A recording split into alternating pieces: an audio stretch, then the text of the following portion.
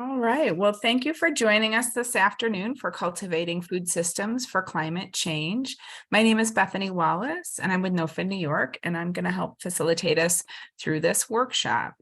Also joining us is Jessica Aubrey, who will be providing technical assistance support. So if you're having any technology challenges, please feel free to direct message her, and she'll help get those issues resolved. This workshop is going to be a little bit more conversational. And so while we do ask that you remain muted with your video off if you're not speaking, we are going to allow folks to bring forward their questions during the conversation by unmuting and sharing their screen. We have enabled closed captioning, which you should see at the top of your screen if you would like to choose that tool. The workshop is being recorded and will be available on the app and website shortly after the presentation. If you prefer to submit a question in the chat, feel free to do so, and I will bring those questions forward as well. NOFA New York's annual Winter Conference could not be made possible without the generous support of our sponsors. We'd like to specifically thank our app sponsors, the Hudson Valley Farm Hub and Honey Dog Farm. To learn more about these organizations and all of our sponsors, please take a moment to visit them in the marketplace. Almost said Microsoft, marketplace or online. At this time, I would like to turn things over to Laura Lengnick from the Glynwood Center. Thank you for joining us, Laura.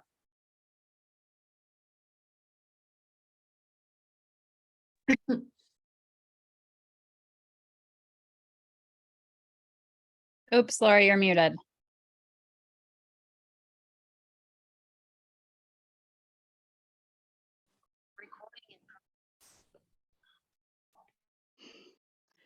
Good morning or afternoon. I'm looking forward to the next hour, and I really would like this hour to be a conversation, but a conversation about ideas around how we can use resilience thinking to guide a just transition to a more resilient, climate resilient food system. But I thought to get us started, I would share just a few of the major ideas in the book, and then pause, and you can ask questions or comment, and we can just discuss your interest. And there may be I've actually prepared a presentation with all of the graphics in the book, and so I don't know where we'll go, but I'd like to go together where you'd like to take this conversation to go. So I think we'll get started with just a little bit of an introduction about the book. And let's see, share. Here we go.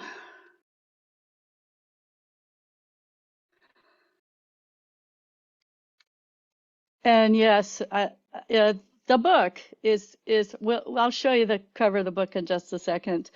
But just a little bit about me. I'm the Director of Agriculture at the Glynwood Center for Regional Food and Farming. And that work that involves me working directly with our farmers. We have a animal welfare approved pasture-based livestock operation at our farm just outside of Cold Spring in the Mid-Hudson. It's about 100 acres of pasture, and we produce 5 different species there. And we also have about a 6-acre USDA certified organic diversified vegetable operation. We market through CSA. We also market the meats online, and we have a farm store as well. And so I work with the farmers at the Glynwood farm to manage, to address issues, and to just improve management of the farm and be their support. But we also are beginning a new program in climate resilient agriculture there. So we'll be demonstrating different sorts of practices that we think are particularly valuable for farmers in the Hudson Valley who are growing diversified vegetable growers or pasture-based meats growers. And so the book, oh, sorry, a little bit more about it. Just to, if you're not familiar with our programs, our goal is to the just transition of the food system, and we are particularly interested in the resilience potential and equity potential of shifting from our current food systems to regional food systems. And I'll actually talk about that a little bit more because it's a major theme as well in the book. But we do this through using four strategies.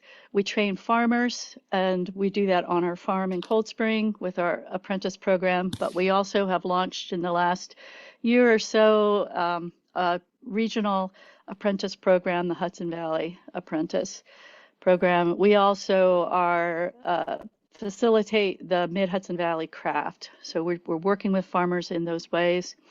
We're also working with leaders in the food system, throughout the food system, to provide them with the resources or the training that they need to begin making this shift to equitable, resilient, and regenerative regional food systems. We have had a lot of success in this change work by creating coalitions. The New York Cider Coalition, CSA Coalition are two that you may have heard of, and keep an ear out for a new coalition that will be launching this year. It'll be a regenerative climate smart coalition. And then finally, we work on food access, looking for innovative ways and piloting different kinds of programs that make local food available to everyone in the region. So the book, this book that I've mentioned and we've mentioned, it's called Resilient Agriculture, Cultivating Food Systems for a Changing Climate, and the second edition was released last year. And the book tells the story and shares the lessons learned in my travels over the last decade or so to understand what it means to adapt U.S. agriculture to climate change, what climate change means for American farmers, and what we can do about it. And so just one way to frame this discussion today, these are three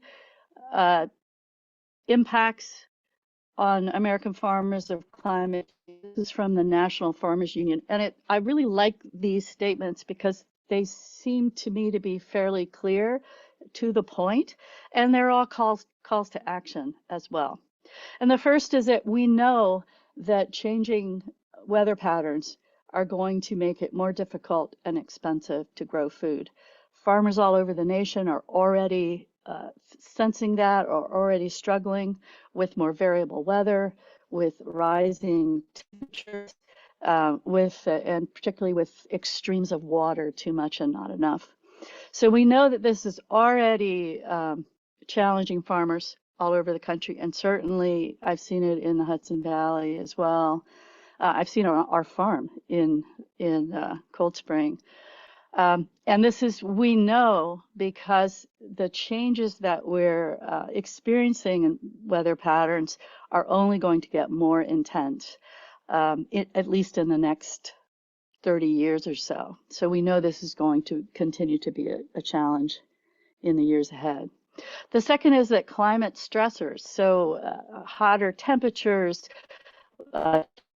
water availability, more flooding, all those kinds of new pests and diseases, higher pest pressures, all of these climate change related changes in weather and then effects in our communities will strain relationships between farmers and communities. We're already seeing some of that, not so much in the East, but if you think about what's going on right now in the Southwest, particularly in California, and the conflicts that are emerging around water use between agriculture and other water users. That's a good example of how climate change will strain relationships between farmers and communities. But there is some light in this story as well, and that is that agricultural landscapes can be a source of climate change solutions. And these solutions are not limited to increasing carbon sequestration or drawing down carbon from the atmosphere as a way to slow down climate change and possibly reverse climate change. That's an important piece. But actually, the co-benefits of managing to increase carbon sequestration may be more important. I believe are more important in the long run. Things like reducing flooding in regions, increasing soil health, and all of the multiple benefits that occur both on the farm and off the farm when soils are healthier, when ecosystem processes are healthier on farms. So it's very clear, and evidence is growing around this idea that agricultural landscapes can be a source of climate change solutions. So I'm sorry, I wanted to say one other thing. So how did I end up writing this book? It all started when I was invited into about almost 15 years ago, invited to be part of a USDA group that was taking a first look and writing a first report on agricultural adaptation to climate change in the US. And I was asked to lead the adaptation chapter of that report. And I discovered resilience as a potential source of ideas and theories, different practices, framework, sort of that basic science or applied science well of knowledge and potential wisdom that could be applied to adapting agriculture in the US to climate change. And so as a result of doing that, or during the course of doing the report, I had to learn about weather. I had to learn about how it was changing. I learned a little bit about climate history, about weather, how that was changing. And then also I ended up spending a lot of effort and time understanding resilience science in order to apply it to agricultural management. So I just want to share a little bit of what I learned, and then a few of the take-home messages from that, and then I'll stop and we can talk. So the first thing I learned, which blew my mind anyway, was a little bit about human climate history. And remember, all these graphics are directly from Resilient Agriculture. And there's a lot on this graph. What I really want to point out here is just there's thousands of years before present. So that axis is actually going back in time, and the end of the x-axis is current time. And then the y-axis is just change in temperature. And what I want you to really notice is, and then on the bottom are descriptions of different important events in our species history. So this is deep time. This is a deep story. And it's the story of our species and what temperatures we're doing over that time. And here's the thing that really blew my mind. If you take a look near the end of the story, notice what happens to temperature, the change in temperature as we approach zero on this graph. What happens is it gets very, very stable. Notice that in the early part of that stable part of the graph is the beginning of agriculture. Notice towards the end is all the great European civilizations. Here's the point. You may have said, or you might have heard, or you may have even said it yourself, oh, farmers have always managed weather. That's what they do. That's an important. But when I first saw this data, what it helped me understand, and what climate scientists have been saying for 30 years, is that this is not just a little bit of a different kind of weather. This is not just moving, we're not just moving into weather, a new kind of weather pattern, and then weather is going to give us a new normal and we adjust to it and move on. It's not that farmers this year are struggling with some new kinds of weather. All modern farmers have never had to manage the kind of changing weather patterns that they are experiencing now. And not just farmers alive today or farmers alive over the last 200 years, but farmers who have been since the beginning of agriculture have never had this challenge, the extremes of weather in this way. So yes, we have a lot going for us. We have a lot of knowledge about how the planet works, about how ecosystems work. We have lots of technology and new tools. So I don't want to start out our conversation today with you feeling like there's no option here. We have a lot of options. But at the same time, I think it's very important that we all recognize and acknowledge this is not just a little bit of a shift in weather. It's not what farmers have been managing in the past. It is really something different. Another thing, I spend a lot of time learning about how weather is changing. So this is a table that's just describing changing weather patterns in the Northeast region. Again, it's from the book. And so we know that or climate scientists tell us that regional weather has already changed. And you can see some of those in the Northeast region, for example.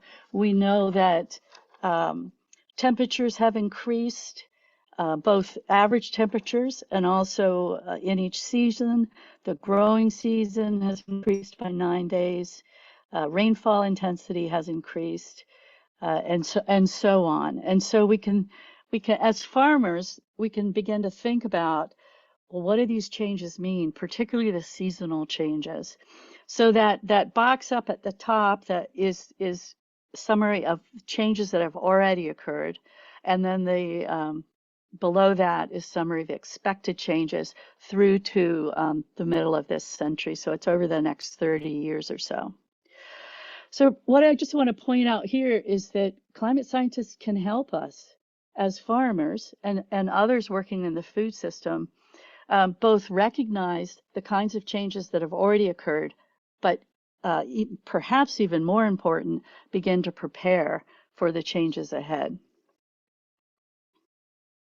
Another thing I had to learn a lot about eventually as I started getting more deeply into resilience thinking, resilience science, is geography of the food supply.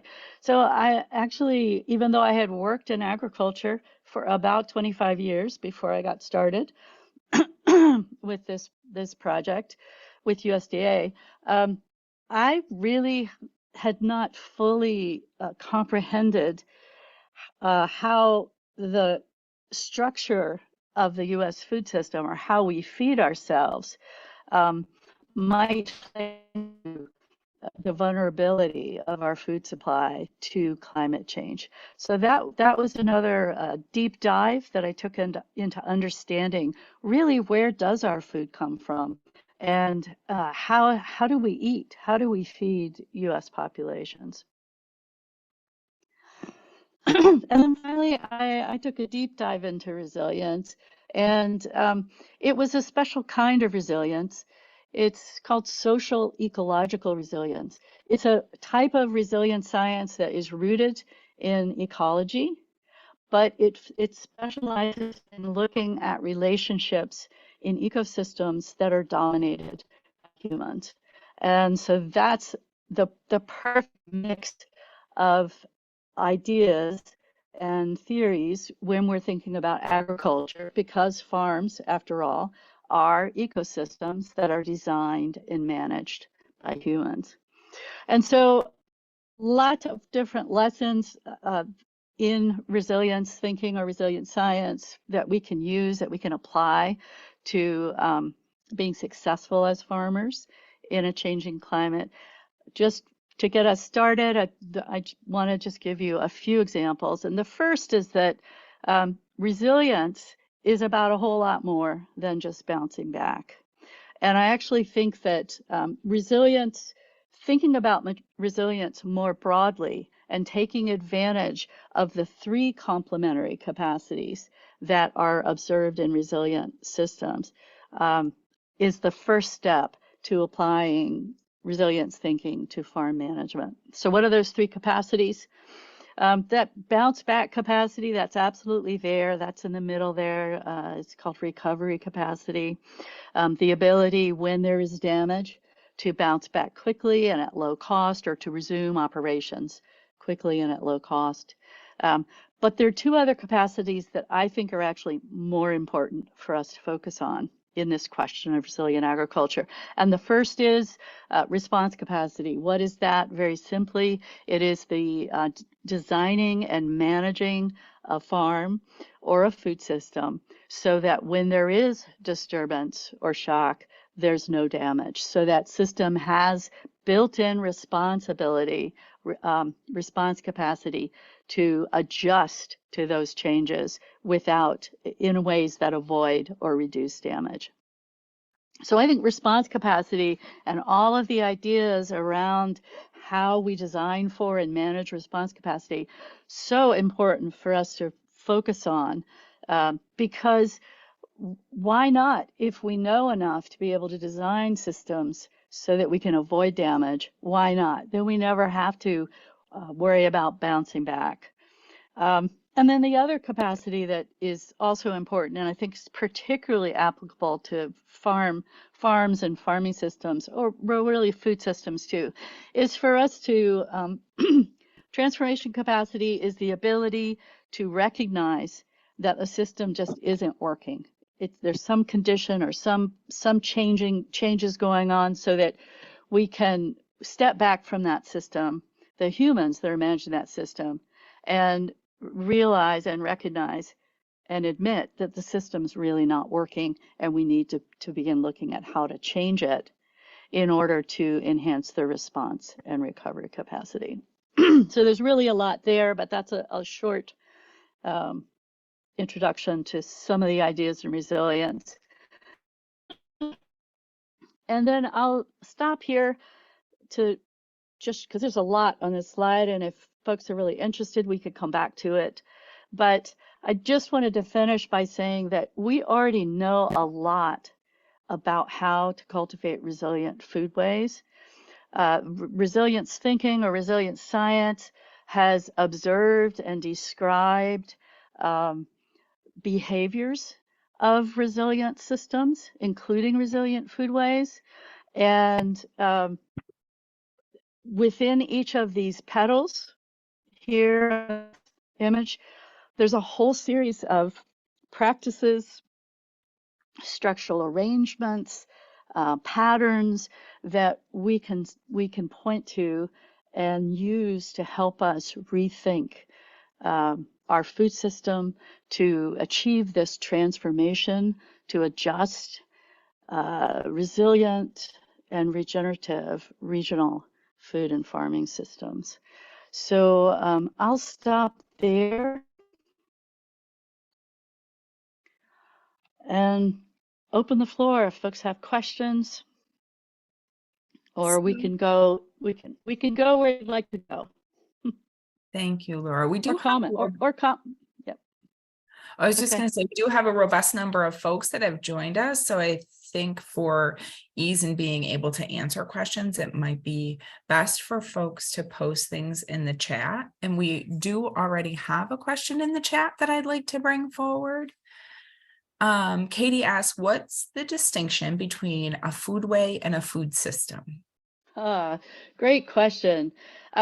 First of all, I'm trained as a soil scientist, and most of my life I've spent working in agriculture. So I'm going to make that little caveat. I'm going to share that caveat before I answer. From my perspective, I chose to shift my language from food system to foodways to honor the idea. For example, foodways are often used to honor the idea, first of all, that a foodway is rooted in culture, and we have different kinds of foodways that express history and values and tradition of different cultures. And that's different from a food system. We could go into why, but I'll just finish, and then if I haven't answered your question, you can follow up. But what I'm trying to do with my work is create a new, we could call it an American foodway, we could call it a resilient foodway. I am trying to change the culture around food, and that's why I chose the language of foodway. And the other thing I'll point out, you notice that the title of the book, Cultivating Food Systems for a Changing Climate, and the fact that I'm using foodways in that last graphic is just shows you my own learning and development over the time that I first got started versus where I'm at today. The other thing I'll say is the graphics that I've shared is from the second edition of the book, which just was released last year. So I've learned quite a lot since that first edition came out, and you can see it in some of the language and some of the graphics. So did I answer your question? Yeah, thanks. I'd love any recommendations for reading to learn more if you have any. Specifically about foodways versus food systems? Yeah, how Yeah. you're thinking about that change. Yeah, I don't know. You don't have to answer now. I don't want to monopolize the time. Yeah, no, that's fine. I mean, this is going to sound self-serving, but get the book. Oh, actually, you don't have to get the book to get the references. So I've made a huge effort, a concerted effort to identify for readers of my book the resources that changed my thinking. And all of that is in there in the book. However, the last chapter, which is the chapter around food systems, it's the chapter that I call it the foodways flower graphic was excerpted by the by resilience.org, and so you can actually find that whole chapter in online for free. And I can try. I probably won't be able to, but maybe someone else from NOFA could in the background just find that. But it's just resilience.org, and I think if you just search on my name and resilience.org, you'll find it, and maybe could put that in the chat so folks could get it. Sure, I'm on it. Great, thank you. And so I don't address this question of food system versus food ways directly in that chapter, but there's lots of references that helped change my own thinking about that language.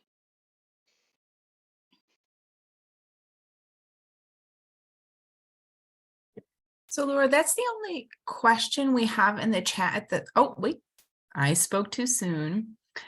Joseph brings forward, with the population growing faster than ever, does the quality of food matter over the quantity? I think if you are interested in resilient community, absolutely.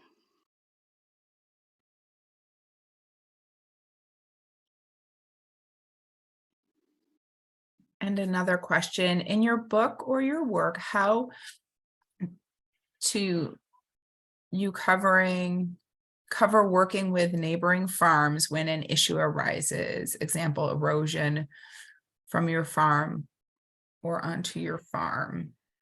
Yeah, so a huge part of the book, and maybe I think I'm going to share screen again, and then I'll answer that question. Let's see.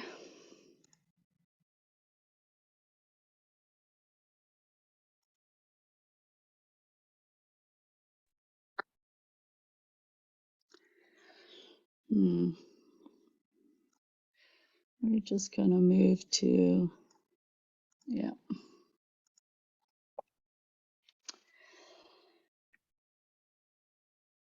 Okay, so I talked, when I opened today's session, I went through sort of how I got to where I got to the place that I was thinking about the ways.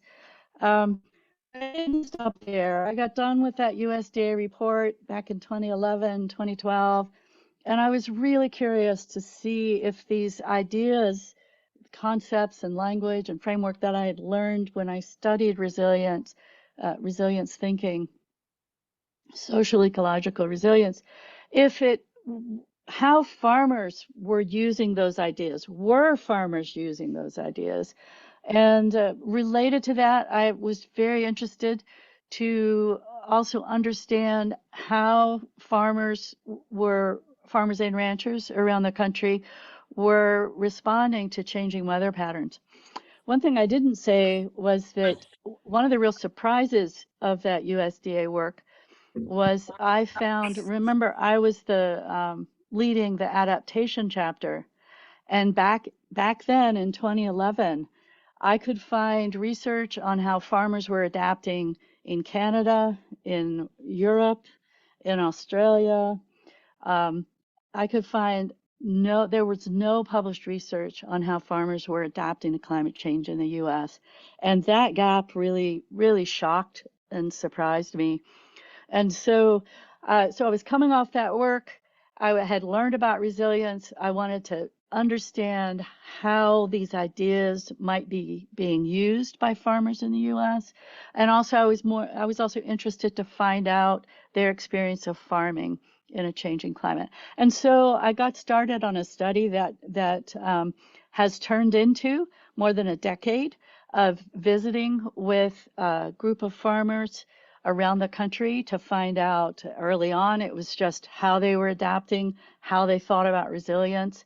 But I have checked back in with this group of farmers and added new farmers along the way. So I now have a case study of about 45 farmers around the country. And it's a special group of farmers in the sense that they are all recognized by their regional farming, regional, state, sometimes nationally, very good sustainable farmers. And that label for me means any farmer is thinking about managing the farm ecosystem. So this might be regenerative farmers, organic farmers, biodynamic farmers, biointensive farmers. So that for me, that label of sustainable farmer, there's a broad group of farming philosophies that fall under that. So I wanted to share just that all of the work or the book, the heart of the book is actually the stories of these farmers and how they are managing the changing climate, the effects of changing climate on their farms, and then over time how things are changing. And you can go and see many of these stories, all the stories from the first edition. You can find it here at realworldresilience.com, and you can also get to this page through cultivatingresilience.com. The stories from the first edition are available here free as a free PDF download, and you can also get started reading some of the stories from the second edition. So yeah. So I just want to share that's the heart of the book. And you know what? Honestly, I've by now forgotten the question. Could you repeat that? Was it one that you read? Sure Bethany? can. So in your, wait, Oh, it was neighbors. It was how do farmers work yes. with neighbors. Yes, thank you. Yeah, so the point of all that is in the book, there are many stories from the farmers about how important working with neighbors are. And that is a key feature of these resilient farmers and ranchers, is the importance of community to the resilience of the farm. No farm is an island, and resilience, in order to be a resilient farmer, you must not only look into your own farm and what you're doing on that farm, but you must also look outward to the community and develop healthy relationships, mutually beneficial relationships from outside the farm with your community as well. So that statement dovetails nicely into the next question. What do you see as some of the best practices for mitigating the increasing tensions between communities and farmers? How can we best support relationships between farmers and local communities? Yeah, that's a great question. And I think we actually have got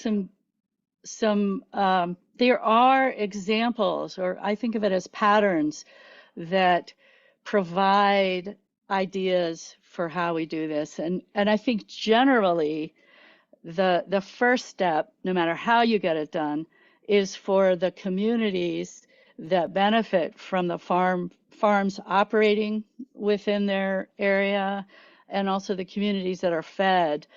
Really important that they understand the multiple benefits that those farmers are providing when they are managing with resilient practices, or we can think about this as ecological practices, and being willing to support those farmers and provide them with a living wage.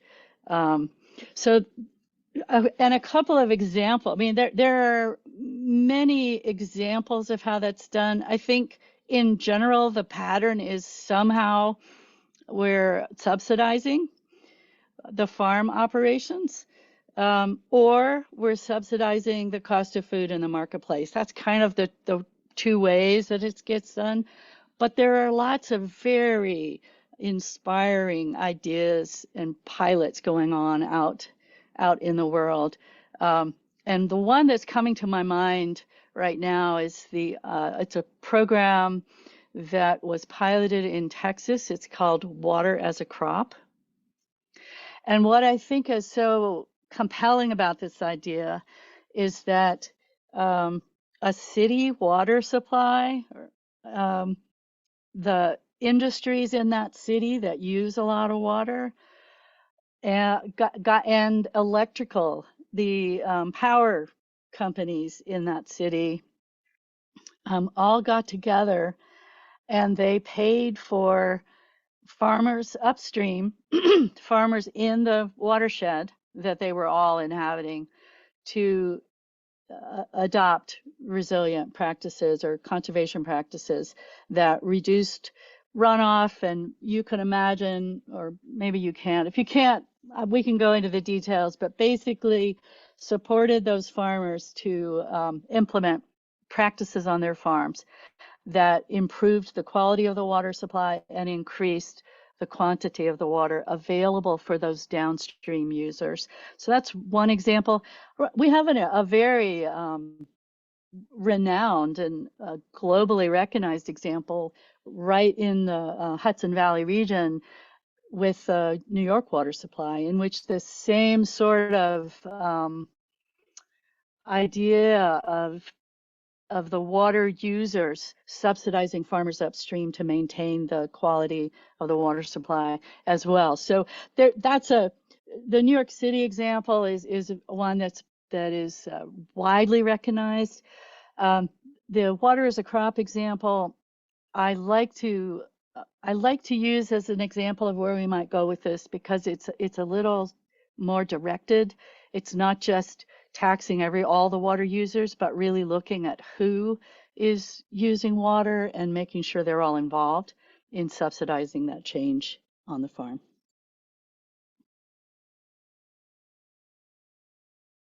Great, thank you. So I just wanted to share another comment, just a reiteration of liking the language of food waste better than food systems, since food waste suggests culture as well as production, distribution, and waste disposal. I didn't know if you wanted to elaborate any more on any of those points. I think for me, the power in foodways using that language, which I will say, I get some pushback from folks that are food system specialists. But I think that's part of the fun of not being an expert and wading into something and just doing your best to understand. But also, I come to food system work a bit as an amateur or novice, and that allows me I'm a little freer, I think, because of that. But what I want to, for me, the power of foodways is actually in reclaiming. Food systems, the global food system has divorced the act of eating from all the other things that eating, all the other important, valuable things that food production, consumption and community, consumption around traditions and celebrations and all of that. The global food system has just divorced us from all of that. And so when I think about using the term foodways, I am inviting us to reclaim our relationship to food, our cultural relationship, our ancestors' relationship to food, the people that come after us, that we're just, reclaiming, I think is the best way I can think of it. And so what happens, the question involved food waste and those sorts of things. I think that's all included in this idea of reclaiming our relationship to food through all of the ways that we engage with food, including how we waste it. The other thing I think about when I'm asked that question is I didn't show it, but there's a whole section on how we apply in the book on how we apply resilience thinking to reimagining the food system. And there are 3 rules that have been in the farmers that I've worked with. There's a strong theme in how they approach resilient agriculture around 3 rules. And they don't always think of them as rules, and they don't always describe them in exactly the same way, but they are 3 rules. And the first rule is that in everything you're doing in the design and management of your farming system, you want to be cultivating mutually beneficial relationships, both on the farm and with community. So again, that looking into the farm and looking out to the community. So that's the first rule. The second rule addresses the waste issue that was brought up in the last question. The second rule is to, as you're designing and managing your farm, your farming system, to always try to make decisions that are going to enhance the regional self-reliance of both on your farm and in your community or in your region. So that first one is cultivate mutual relationships. The second rule is cultivate regional self-reliance. And that doesn't just mean inputs, the things you need to bring onto your farm to have a successful farm. It also means waste. So if we're going to create waste in our foodways, then if we want our foodways to be resilient, we need to figure out how to dispose of that waste, to process that waste in our own region. And I'll talk about that again in just a second, because obviously there are some strong connections to climate change there. And then the third rule is to cultivate the common weal.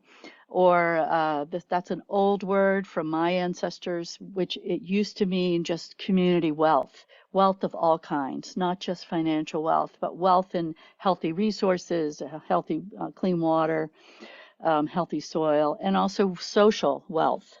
So cultivating the commonweal. Those are the 3 rules of resilience. And over again, and you will see if you read these stories, over and over again, in many different ways, the farmers that are featured in resilient agriculture are talking about how they are managing using those 3 rules, or to achieve those 3 goals, to create mutual relationships on the farm and also with community, to cultivate regional self-reliance, and also to cultivate the commonweal.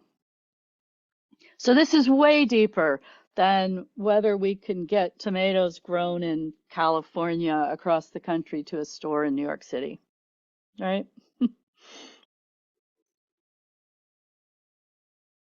Yeah, we have another question in the chat. Do you find traditional or conventional farmers receptive to adopting more climate resilient practices? And what arguments do you find resonate the most with people who otherwise don't seem to care about climate change? It's a good question. Yes, I think there's.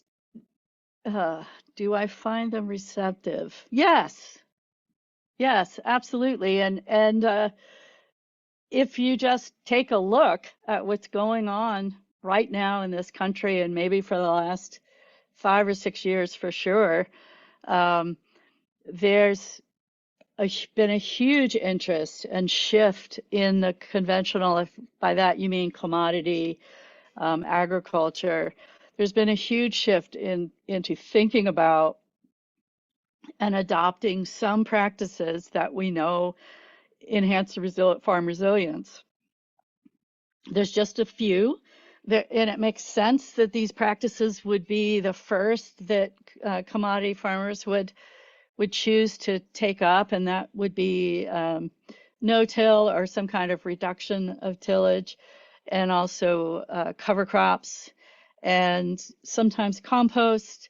And then another practice that is gaining, there's more and more interest in, is also having insectary strips, for example, or basically creating areas of their farm, planting areas of their farm in the kinds of cover crops that attract beneficial insects. So those are just a few. I think there's, and where we're headed in the next 5 years is anybody's guess. There's a new USDA grant program that's just going to start rolling out this year. Their 5-year grants, there's $3 billion that will be spent over the next 5 years, encouraging farmers to adopt particularly practices that enhance carbon sequestration on farms, but many of those practices have other co-benefits as well, including improving resilience. So where we're headed, I don't know exactly, but I do know that I think we're going to see conventional or commodity farmers move from they'll increase in their adoption of tillage, different kinds of tillage, reduced tillage practices or low till. Cover crops will increase. I think compost application is going to increase, compost and other kinds of organic materials. And then where I'm really curious to see what happens with agroforestry. I think there's so many resilience benefits to bringing perennials, mixing perennials into annual landscape, and also mixing annuals into perennial landscapes. So all of that is, I think we're going to enter in the next 5 years a really a creative time in American agriculture, and so we'll see what that looks like. Thanks.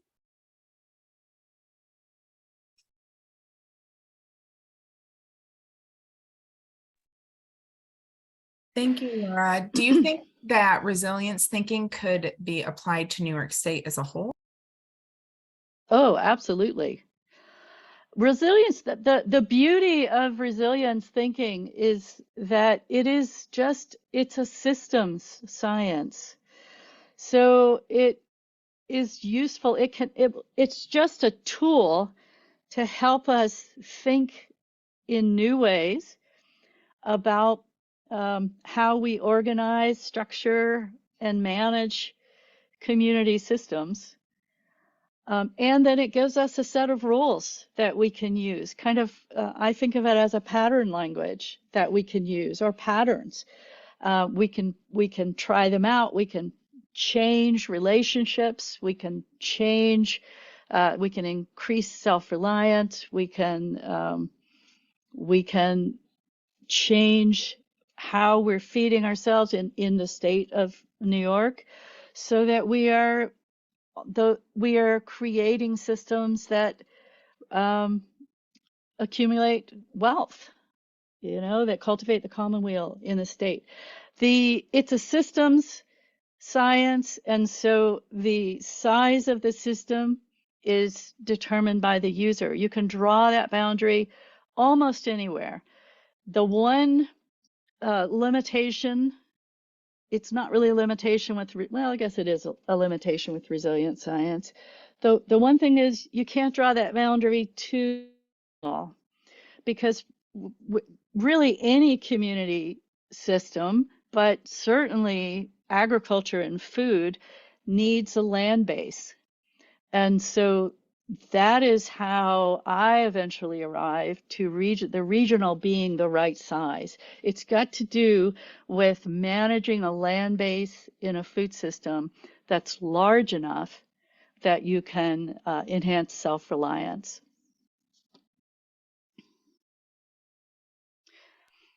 Wonderful. So Oh, sorry. I was just going to say, I wonder if maybe as a good way to end, I could put up the 12 things you can do to cultivate a resilient foodways, resilient agriculture. Or do we have lots more questions? There was another question, but I do think, I mean, it leads right into that. Like, what are the barriers for adoption and resilience thinking and regenerative practices? So I think the 12 steps could help us to answer that question. Yeah. Yeah. And I'll see if I can address it too. Let's see. So we'll go back one more time. And I think there it is.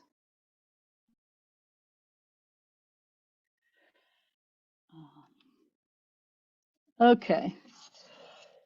So this was just my effort to pull together some practical list of things you could do that anyone could do, no matter where you're standing in the food system, to begin that process of cultivating a resilient agriculture. And that title, when I use agriculture in this way, I am viewing eating as an agricultural act. So I'm trying to connect these ideas to the idea of foodways and being involved with your food system, involved with your food from the seed to the compost pile. So these are 12 things that you can do to cultivate a resilient agriculture. The first one is stop wasting food. We could do a whole session on why. If you don't know why, just look into food waste and climate change and the many other negative effects of having to dispose of food in this country. And if you don't know, we waste in this country about 40% of all the edible food ends up being thrown away. Stop buying silver bullet brands. Vegans are not going to save the earth. Regenerative food is not going to save the earth. It's not the solution. It's deeper than deciding where you're going to spend your money. So just stop buying silver bullet brands. Stop thinking about resilience as bouncing back, and I already addressed that earlier. Stop believing that somebody else will save us or that nobody can save us. There's strong evidence that the way we actually make solutions happen is working in community for the change you wish to see. Learn a new resilient food waste skill. Get involved with your food in some way other than the way that you're involved in. Learn how your ancestors nourished their community. Again, that's looking back and beginning to cultivate in your own knowledge and experience the foodways that you come from. Learn more about the land, people, and communities that feed you. Learn more about climate risk, resilience planning, and climate justice in the place you call home. Follow the 3 rules of resilience at home, in your profession, and in your community. Participate in your regional food shed. Participate in just transformation. And then remember that privilege is power, and use yours for good. What you'll notice about this list is it starts out fairly simple and asks more and more of you as you begin to move down these different ideas. I'm not suggesting that you start at 1 and move to 12, but just understand that as you move through this list, it is going to ask more and more of you. And it will take you, in my experience, it will take you to places you never imagined you would go. That's certainly been true for me. I started this journey as a soil scientist, being interested in wondering what science could tell us about adapting to climate change. I never imagined that I would end up 12 years later talking about reclaiming our foodways. It's been quite a journey, but a very good one.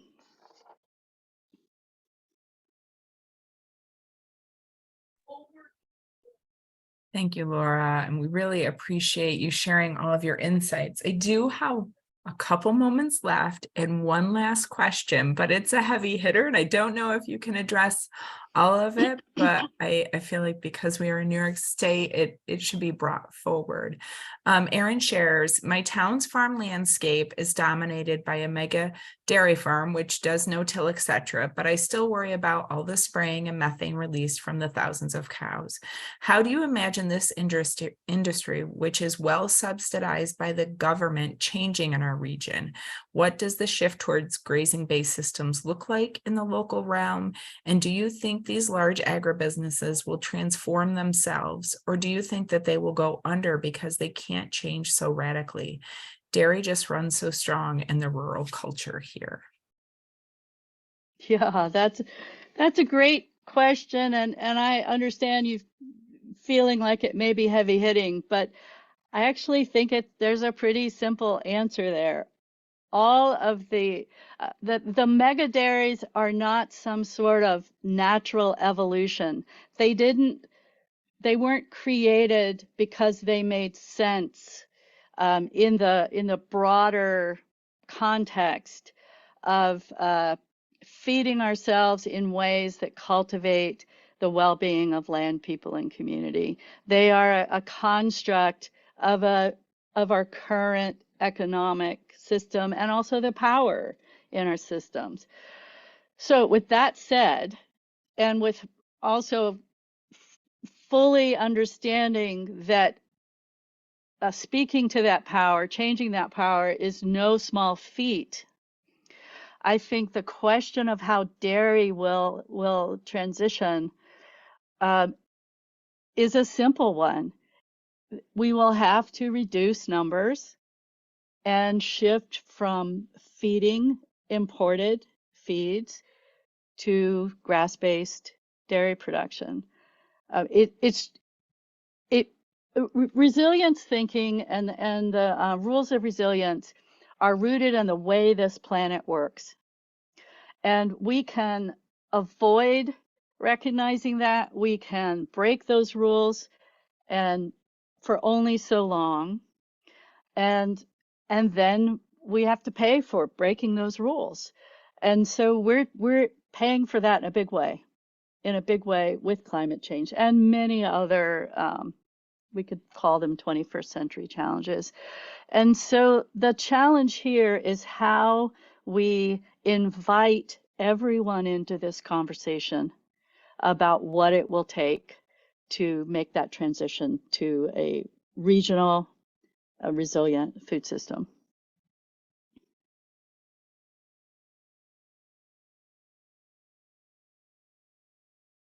Thank you, Laura. And thank you so much for joining us for this workshop and sharing more about your book and all of your insights. It is truly appreciated. Your work is so valuable and so needed for the agricultural community. And we appreciate you being here with us. Well, thank you. I appreciate the chance to have a conversation. Yeah, thank you so much. And a lot of people are hopping off because there is another workshop at 2. So There's actually one I'd like to get to. So okay. so thank you. Well, thank you Bye-bye so now. much. Take care. Mhm. Bye.